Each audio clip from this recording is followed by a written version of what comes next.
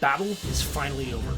The smoke is lifting off as every spell you've cast has caused sizzling destruction to everyone around you.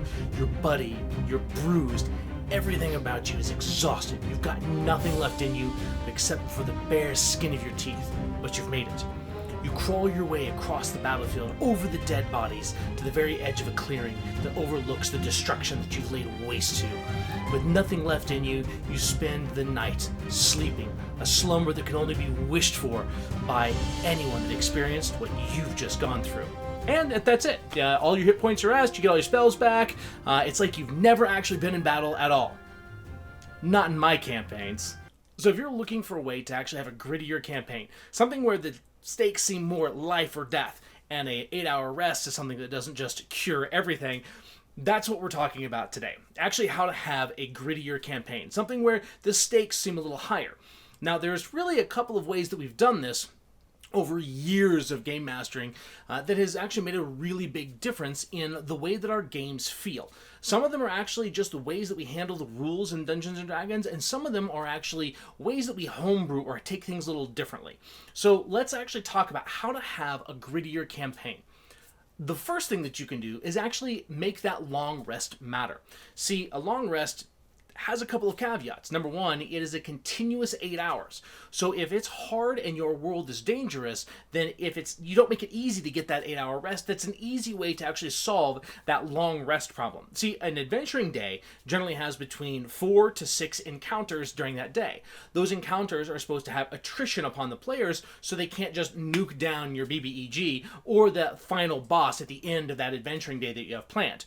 If the long rest is harder to get to and you keep interrupting it, it can actually make that final boss even more difficult. That short rest is only an hour. So basically taking that long rest, sometimes you can actually have people monitor, like take watch. One person gets a 4-hour rest, one person gets a 4-hour rest, the rest of the party gets a long rest. So that way you have two people that only got short rests. Now this can work very well if you have short rest characters, such as the fighter and the warlock, but it makes them kind of use their intuition as players to how are we going to handle this. Maybe someone's an elf and doesn't require that full 8 hours to get that long rest, or they're a warforged. There's a lot of ways that they can bend around and break kind of how you make it more difficult for them to get that long rest. And that's okay.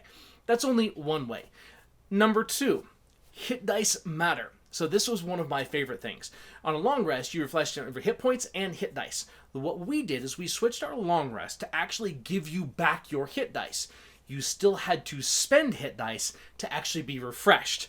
Whether you like this rule or not, it was incredibly effective because even if the players had gained all of their hit points back when they took that long rest, they gained their hit dice back, but they had to spend those hit dice, so that way the next short rest they had less hit dice to spare. Now this only partially fixes the problem, and it's not in its entirety a perfect way for a grittier campaign.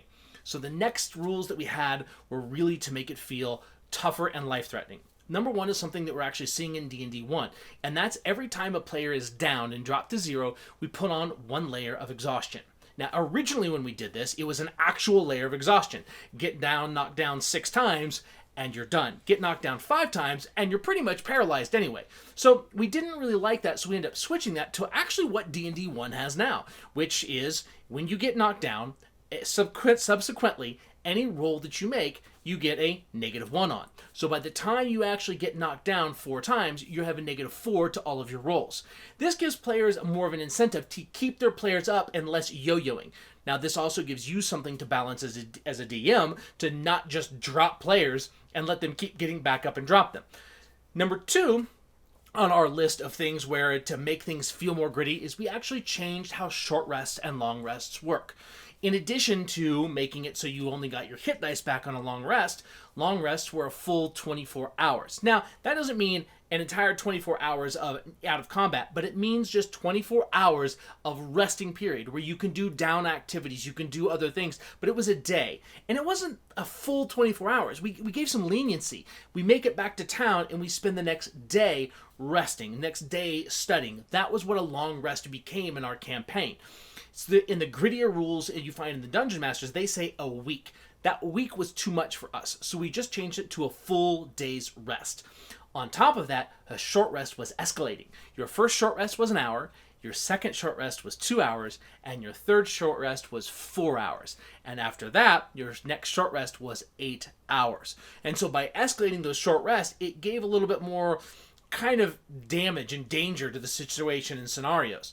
It also let them think of other ways to heal themselves outside of combat. And this actually accentuates some feats like the Healer's Feat, which basically gives you a 1d6 plus 4, I think. You'll have to look up the feat. I don't know off the top of my head. And that allows the players to use that feat to actually do out-of-combat healing. And so what it did is it made it so your hit points had more gravity, had more weight behind them.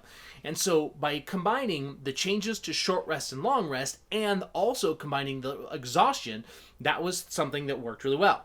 Now, if we go back and look at exhaustion rates, it says that you only lose 1 level of exhaustion per long rest. We changed that because we were accruing levels of exhaustion by being dropped, that every short rest gave you 1 of your exhaustions back, and a long rest gave you 3. The reason we did this was it kind of worked well in those scenarios. So once you've taken care of the yo-yo problem and you've dealt with the ability to gain everything back on a long rest, the rest really depends on your gameplay style.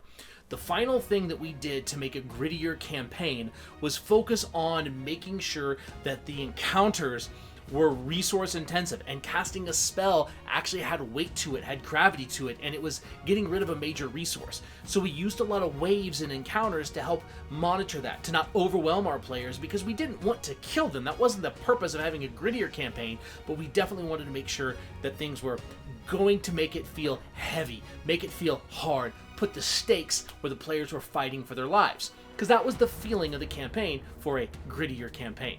So, guys, I would like to hear what you have to say about grittier campaigns. Comment below on what you use to make your campaigns feel like there's stakes, feel like players have something to fight for, like their lives are on the line. Or if you don't like anything that I said, let me know that as well. Let me know what you would change to what we already do. And we're starting to see some of this in D&D Beyond.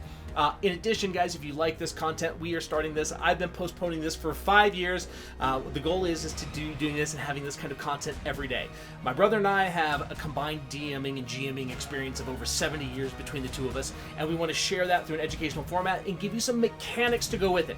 Not just the ideas, but how we use it. So you can actually hop onto our Patreon page, and we're going to be posting all of our podcasts we have, which are about 15 minutes long, discussions about some of these topics on there well before they come out and are available. And honest to God, I don't know if anyone will go to the Patreon, but subscribe, like, and we'll see you next time.